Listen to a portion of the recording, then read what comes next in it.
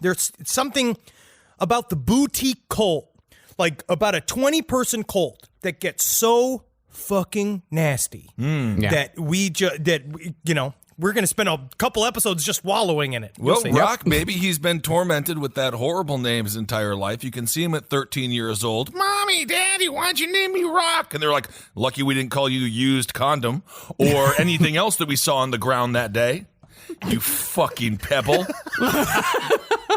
He did have a terrible father. He did. I'm sure he did. Well, this cult, named the Anthill Kids because Rock City kept them busy as a bunch of ants, is quite possibly the most disturbing we've covered since Children of God. And in many ways, the Anthill Kids far surpasses it. He also may have been my manager at Wendy's, this chick who would be like, if you're leaning, you can be cleaning. It's like, leave me alone. Stop rhyming. I think that marks the 4th time this year that you've brought up that manager at Wendy's. I did not like how mean she was.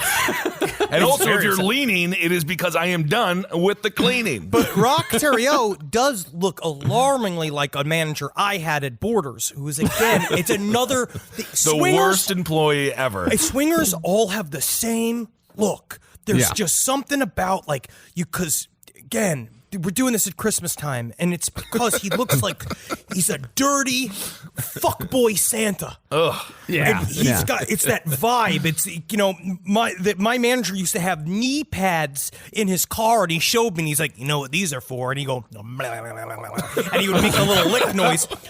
Rock Terrio, legitimately. That's not even how you would do that. He's like, my knees are bad, but I got to get down there for as long as possible sometimes. So he's just getting face planted in all the crotches of women in the parking lots? Just loved eating pussy. And Rock Terrio is like that. He is the equivalent of what Travis has shown us all through TikTok of the old man sitting with the camera just on his face in silence, just making cunnilingus stuff. It's not sexy. I mean, if one woman finds it sexy, though, that's all you need. That's all you need. Now, when it comes to cult leaders, the most violent we've covered here on the show was certainly Adolfo Constanzo. However, Constanzo was more of a serial killer than a cult leader, and aside from the murder of one member, his violence was largely inflicted on those outside his cult. Rock, by contrast, was a true cult leader uninterested in murder per se.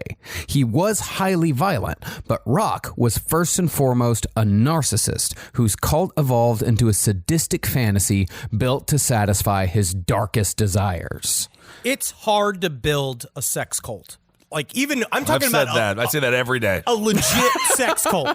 Because I think he's one of those guys who thought, once I get all these broads out there, we're going to get out there and this is going to be a fuck circle and everybody's just going to love it until we die. It gets so much easier once you bring a bunch of women in there. Everything's just going to be so smooth. But it's not just the women. There's no condoms. So you start having the babies, right? And you start producing children, and that's a fucking bummer. And then everyone's got to eat.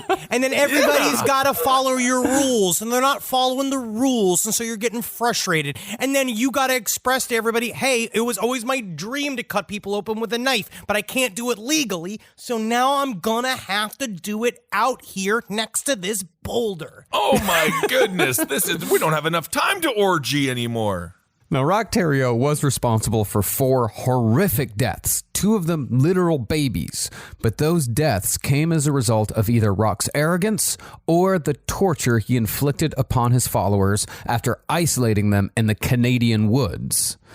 In fact, killing was completely antithetical to Rock Terrio's motivations for starting and maintaining a cult. If a cult member was dead, then they could no longer serve Rock, which made the accidental death of a cult member a great tragedy from his point of view. Not because they were dead, not because it was a death, but because he had one less person to love him. And unfortunately, he didn't really learn any lessons about what he was doing and the consequences of his actions. He's the true archetype. I got into a very deep YouTube hole of like people talking about narcissist, sadist personality types, and he is the exact picture of it. because not only does he get off on pain, so narcissists need their supply, right? They need to have people worshiping them, making them feel at the center of attention. So, but if you are a narcissist sadist, because a narcissist a lot of times will use sadism, which is the act of making pain for the sake and love of making pain and having people be in pain. That you are, and a lot of times it's akin to a sexual gratification. Like you like someone's moans of pain to you sound like pleasure. They would like that. They would just be like, are you some kind of goose? I'm not here to fuck a goose. I'm here to fuck a bound man. And so the narcissist, though, side of it will then sometimes commit sadism just to get the supply. Like, and they don't really want to. But the fact that it's paired, because you'll see there are statements that he makes is that in the statements that he makes straight up, it seems to be a tagline from the narcissistic sadist, which is, love is pain. Your love of me is equal to pain. So the more pain you feel, the more love for me you're expressing. You just got that from Hellraiser. This is just before Hellraiser.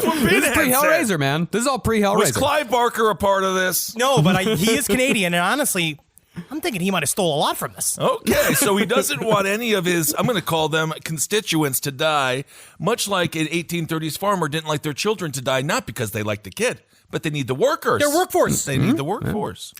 Now, as far as his qualifications for cult leader went, Rock was somewhat different from some of the others we've covered. Instead of being tiny and malnourished like Manson, or tall and malnourished like Marshall Applewhite, Rock was big and burly, kind of a Hagrid type character. He is very much like a dick out Hagrid.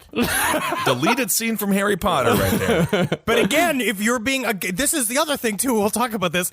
People kept, of all of the cult leaders that we've covered, more of his former members called him sexy than any other cult that I seem to remember. That he is, women in this group, in the very beginning, women loved Rock. Bro, I've been watching a lot of old wrestling videos on WWE Network from the 80s. Those big, burly, hairy men, our women salivate over them. That's my goal. Yeah. I want to get the Alex Jones body with my hair. Yeah. Ooh, yeah, all covered with oil. About it. Ladies went crazy for these guys. Stan Hansen. They used to love this guy. If I was a wrestler, my name would be the Anvil. Well, there was. I'd be a leather daddy character. That's Bret Hart's cousin. That's Jim the Anvil Neidhart. You already taken. Sorry, buddy. Damn it. Rock Terrio was a large, muscular man with piercing blue eyes, a big bushy beard, and an impish grin. And apparently this guy was very attractive by backwoods French-Canadian standards. As far as charisma goes, he was a born entertainer with a natural flair for performance who could command a room with an off-color joke or a tall tale. Women found him romantic and charming, while men were drawn in by his confidence and lack of inhibition. In other words, he was fun at parties. He was a funny guy. That's the other thing people keep saying about Rock, was that he was very funny. But I haven't seen any of his material. So I don't know if he's necessarily funny.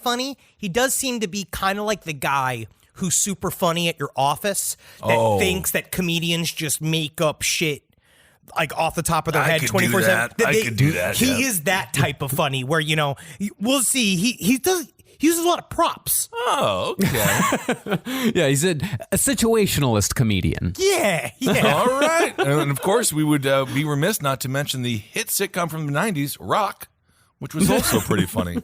Same build. Same build as that man. But as it usually goes with people like this, Rock also had an insatiable hunger for acceptance and approval. Shut up, Marcus. Shut up. Yeah, at what point did you realize you were just researching yourself? I mean, I wish I had his same piercing blue eyes, but I'm glad I'm just a comedian. Oh. But being wildly insecure gave Rock another key skill needed for a cult leader of his stripe. Supernaturally convincing in a way that bordered on hypnotic, Rock had a sixth sense for detecting insecurity in others. It was said that if he found an insecure soul at just the right moment, he could make them believe anything, using a confidence that people who were a little more with it read as supremely arrogant. That is one of the ironic things of the sadist personality disorder, is that which is taken out of the DSM. It's not there anymore, but one of the main like attributes of it. The reason why they took it out is because they didn't necessarily want people to say it was a diagnosable disease, so that when people did sadistic acts, they would kind of say, well, I'm a clinical sadist, so it's kind of a thing that I do. But it fits into this world of they're actually ultra empathetic. Like, they are a type of person that is incredibly good at reading people's feelings. But instead of being an obnoxious empath, which is just a sadist with crystals, they are they look at you and they can see everything that you like and dislike about yourself, and they know how to just stick a finger right in it. Oh, get out of there, please. And make you wiggle. No kid. Well, people always say, oh, it must be so cool to have a sixth sense. But do you have any idea how annoying that is, seeing all these dead women outside your car door all the time? Oh, was there an accident? Oh, I guess I'll get another dead woman outside my car door. Oh, did a child die in this one? Thanks so much, sixth sense. I actually really like the idea of you as a beleaguered psychic. Another one's dead now. Just you sitting there, because also, just, if Kissel does seem low energy, it's because he described how he came in, he's like, I have a little bit of a tummy ache, and I was like, oh God, COVID. And then he's like, no, I just ate a large stuffed crust Shut up. pizza. I got hooked in by one of their Pizza Hut last night. I got hooked in by a Pizza Hut commercial because it was reminiscing about the power of Christmas. I could just see you. Shut up. That's off, and that is off mic conversation. Yes, I have a tummy ache right now because I ate too much pizza, sure. But you sound like Michael Jordan in that game after he ate the rigged pizza in Utah. But Exactly, and I'm playing just like he did that. But you just imagine you surrounded by all these dead people just folding pizza into your mouth, just being like, well, you can't eat, luckily none of you have any mouths at work, because then I don't have to share any of this delicious, look, eat it backwards. Oh, you can't eat it backwards, yeah. Well, concerning Rock's arrogance, even though he dropped out of the 8th grade, he thought of himself as a self-taught intellectual, a Renaissance man who could conquer anything from politics to surgery. Yeah. A bit of a surgery hobbyist, you'd call him. I never want to hear the term amateur surgery. Definitely not. No. Like, this isn't like fun. There shouldn't be a surgery open mic. Well, it would literally be like if Neil Young stopped playing with model trains, and then you're like, and welcome aboard Neil Young Express. He has no idea how to actually drive a train. I know how to drive a train. It just sits on a road. It doesn't leave or anything. You just pull the lever, go choo choo, choo choo. You sing the hits. Now, Rock Terrio came to power in the late 70s. This was a time of gurus, when people were, for one reason or another, looking for spiritual guidance from bearded men running filthy, miserable communes in the backwoods of North America. In fact, Rock Terrio could most closely be compared to another man from the same era who was 1,000 times more successful, although the other guy was certainly more cosmopolitan. That man was Dave Berg, founder of the infamous Children of God cult. Ugh. Dad was a sexy guy. No, he was not. Ooh, I still have nightmares from that series. Well, this is very similar to that. Great. And Yeah. I'd say that the difference is, again, Children of God became a franchise cult. Now so we're starting to see the differences, right? Where Scientology and all these other that are a little bit more business minded. Right. Their jobs are to, like, the cult leader becomes more like deformed CEO where him, like, obviously his David Berg's peccadillos were the things that ended up like destroying everything. Well, but they were actually really concentrated on the cult getting bigger. Like, they wanted, as they were really, really into the evangelism and getting more people involved and making money off the people that were involved. Where somebody like Rock Terrio, he keeps it small, he keeps it local. Because the idea is that he just wants his own. This is really all about him. Yeah. Nobody else matters in any way, shape, or form. He is building a custom-made group of humans that he believes are just his fuck toys. So he's going to use for forever. He's the Whole Foods of cult leaders. Whole Foods is massive now. Now it is. It's massive now. No. Back in the day. He is of cult leaders. He's the Ottobar of cult leaders. Oh, great bar there in Baltimore. Check it out. Well, both Rock Terrio and Dave Berg were drunks. They both encouraged familial orgies. They both split up families as a method of control. Both were polygamists. Both used the Book of Revelation as a foundation for their belief system. And both were funny. Or at least tried to be funny. Yeah. Yeah, I mean, you got to be a little bit funny if you're trying to get a whole family to fuck each other. You got to get in there somehow. But the main difference between Dave and Rock was the difference between a successful cult like Children of God, which, by the way, still fucking exists as the Family International, and a filthy failure like Terrio's group. Berg used violence sparingly, mostly as a method to control rebellious teenagers. And it was like institutionalized violence. You know what I mean? It was a part of their system. They had like the little schools, and the violence came, it was very compartmentalized so that Daddy was kind of separate from the violence, so that Daddy could be. Can you stop saying daddy, please? What else am I going to call him? Remember, it's Dad. Yeah, it's not daddy, it's just dad. Which, for some reason, just calling him dad is so much more disturbing. Bad. I hate dad. Because you know one thing about just saying dad is that you could just imagine the curve on his knee from people sitting on it. But he's the type of guy that didn't want to be associated with the punishment arm of the cult. He wanted to be good time. Like, I'll go down on you and I'll lick your asshole, and I don't care if you're my cousin or my daughter. But I'm not going to spank you. Isolate that footage.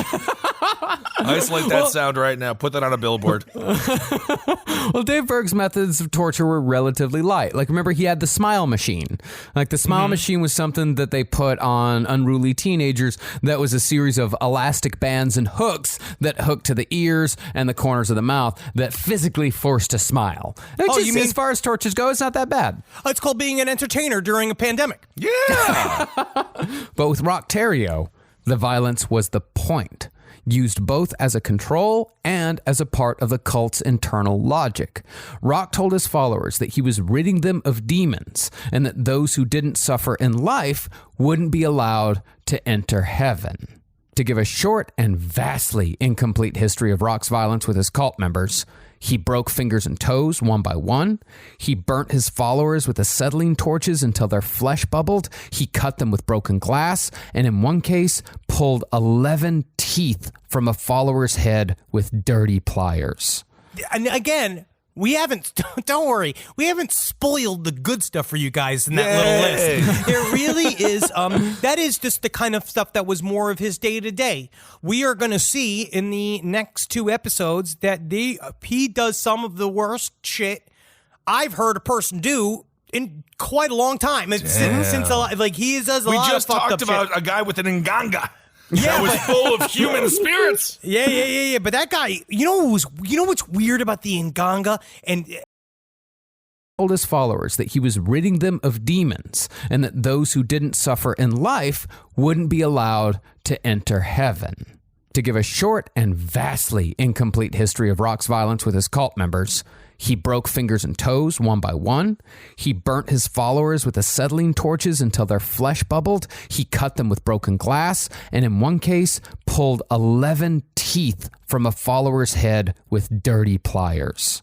And again, don't worry, we haven't spoiled the good stuff for you guys in that little list. There really is, that is just the kind of stuff that was more of his day-to-day. We are going to see in the next 2 episodes that he does some of the worst shit I've heard a person do in quite a long time. He does a lot of fucked up shit. We just talked about a guy with an nganga. That was full of human spirits. Yeah. But that guy, you know what's weird about the Nganga and Adolfo Constanzo was it was kind of like a part of his work. Like, he was also a serial killer. So it's all this kind of stuff. It was strange. It was very much about his own peccadillos. Where this is something else. The idea of wanting them to live. Is specific. Is that because they're supposed to learn lessons from the things that he's doing to them. Well, with Adolfo Constanzo, it's all over in about an hour. You know, as much as even with all of the awful shit that he did to his victims, it was over and done with in about an hour. With Rock Terrio, we're talking years, and in some cases, up to a decade of abuse. If I were to compare Rock Terrio to another person in true crime, it would be David Parker Ray. The Toy Box Killer? Yeah, because he got that much endowment I also think I think killer is a misnomer. I'm not sure if David Parker Ray ever actually killed anybody, because David Parker Ray's whole thing was ruining lives. He wanted to ruin a life forever, and if he killed someone, that was over. All I know is He did a great job making the theme for Ghostbusters. And so I will always say David Parker Ray. No, that was his son. Oh, that was his son. Okay.